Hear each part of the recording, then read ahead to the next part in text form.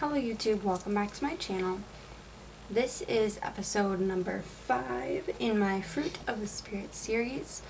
And today we are talking about modesty and humility. I have some stuff planned and then I'm going off the cuff. So we'll do my planned stuff first so that I'm organized. So the scripture that I wanted to start off with reading was 1 Peter 5:6-7. Humble yourselves, therefore, under the mighty hand of God, so that he may exalt you in due time. Cast all your anxiety on him, because he cares for you. Humble yourself, therefore, under the mighty hand of God, so that he may exalt you in due time. So God promises to recognize us in heaven. Heaven is our reward for doing things here on earth, for following his will, for obeying his commands. Yeah, that's basically what he's promising us. He's promising us, if you do what I ask here, I have a spot prepared for you up there. So that's kind of where we're going to start today, is what are we meant for? And that is heaven. We are all meant for heaven. We are all called to holiness, which is following God's will and obeying his commands. So however we do that here, everyone has a different plan. But if we do that, then we'll go to heaven. That's basic. That's very basic. He kind of, through humility and modesty, is asking us to wait for that. It says in due time. That doesn't mean now. You're not going to always get recognized now for the things you do. And I think this is relevant for many of us. If any of you are YouTubers or have an Instagram, and just anyone in general, modesty is hard and humility is hard. It's not easy to humble yourself. We'll get into that. So then the second reading that I have is from Matthew. Okay, so this is Matthew 23:12. All who exalt themselves will be humbled, and all who humble themselves will be exalted. There it is. All who exalt themselves will be humbled, and all who humble themselves will be exalted. I don't know how more straightforward I can get than that right there. But I'm going to try. As I said, it's very basic. Everyone knows this. Like, even if you don't necessarily want to, like, you know you're called to be humble. So really, the concept is not hard. If it is, please leave a comment down below and we can chat. Let me tell you, we can chat. And I can make another video explaining it further if I need to, but I don't think I need to because it's such a basic concept. We're called to be humble, and humility is hard. That's the hard part, is living it out. It's not the concept. Like, we know what we're called to. We know what we're supposed to do. The hard part is living it out. Tell me if I'm wrong, please, but I think I'm right here. So, one person who really lived this out, whether you agree with me or not, whatever, but she really did, Saint Teresa of Calcutta. So, she really practiced dying to self, which is when you care for yourself, but you put others before you. So if someone else needs food, you may give them your food. If someone else needs clothing, you may go out and buy them clothing. Like, basically, these are extreme circumstances that I'm talking about. But, so dying to self, I looked up a few, key things. Never say no to Jesus. Saint Teresa never said no to Jesus. Look it up. There's a whole thing about her call within a call. She was a sister, and she felt that Jesus was calling her to serve a different population than she was, and she answered that call within the due process of the Catholic Church, but she answered that call. So she never said no to Jesus. This requires extreme trust, and we kind of talked about trusting in faith. We talked about faith as one of the fruits of the Spirit, and how we have to trust God.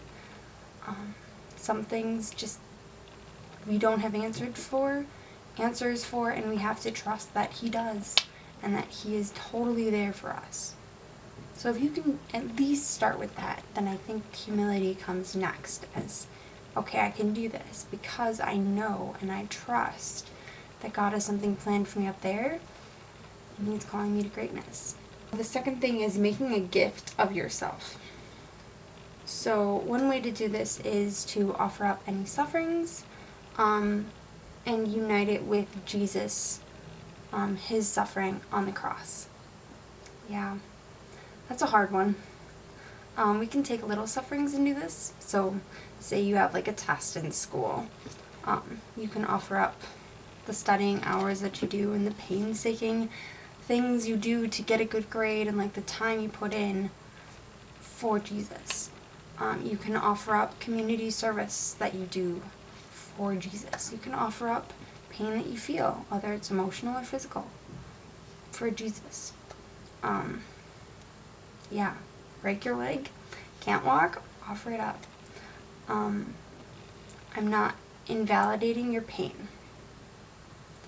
I'm saying that through your pain, you can find joy, which is what we kind of talked about. And if you haven't seen that one, I'll have the playlist linked after this video, so please go check that one out.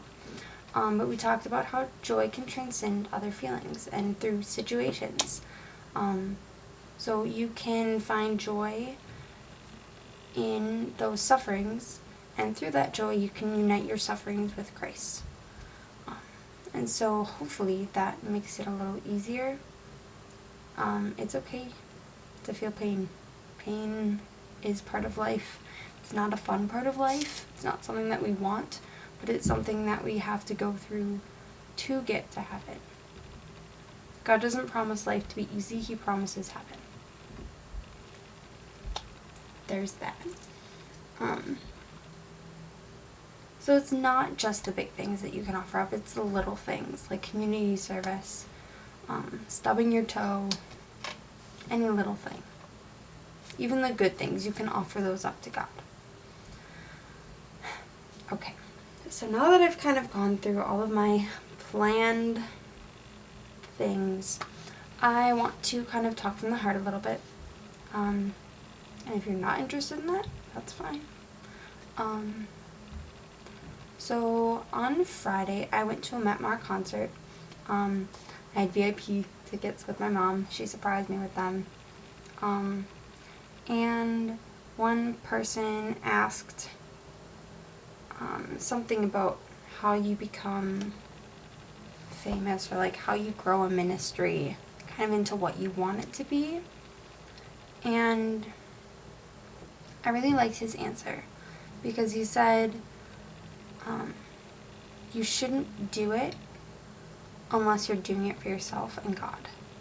That's the only people that you should be doing it for, is yourself and God. So any ministry that you have, or anything that you do, you can give it to God. And then in that, hopefully you'll find yourself becoming more humble, finding more modesty. And I know that that's a hard thing, because it's something that I struggle with all the time. So, I don't know, I think that God's really calling me to talk about this because of a few conversations that I've had with people, and just in my own life, it's very applicable. So, with that being said, I wanted to read from Mark, because we have been at Mass on Sundays, because I go every Sunday. We have at Mass on Sundays, we have been reading from the book of Mark. And so a lot of his readings recently have been on humility, and finding humbleness. So I wanted to just point out a couple passages. So one of the readings was Mark 10:35 through, I believe, 45. That was the whole reading, but I just want to look at 43 through 45. And Jesus is talking to his disciples here because they're saying, Lord, give us what we want. We want to sit by you in heaven. We want those seats. And so Jesus kind of answers them with this. But it is not so among you, but whoever wishes to become great among you must be your servant, and whoever wishes to be first among you must be slave of all. For the Son of Man came not to be served, but to serve, and to give his life for the ransom of many. If God did that, we're supposed to follow his example, and we're supposed to die to self, be humble, have modesty. There's so many good pieces of scripture, especially about modesty and humility in Mark, especially in chapter 10 as you read it. There's a lot of short passages that you can read. So I would really encourage you to read the book of Mark. Read any of the Gospels. They're all really good, obviously. But I'm hoping that this helps you find the areas in your life where pride takes over and modesty is put on the back burner and you don't have humility. Not to call you out, but to show you where you can grow. This is something I struggle with, as I said, and so I hope that we can all support each other as we all strive for holiness. Yeah. So I hope that through this, I can find the motivation to do this for me and God first, and then for all of you. So that's kind of where my priority is going to take me. Obviously, I'm happy to answer any questions that you have. Please leave comments down below. I'd love to talk to you all. I really do appreciate our conversations. So thank you all for watching. There will be more videos in this series coming out soon. I post on Wednesdays, so if you come back, make sure you subscribe, hit that bell button so you get notified when I post new videos. Yeah, I have a lot of fun things in store. So thank you all for watching. Please like this video, comment down below, and subscribe to my channel. And then I will see you in the next video. Bye.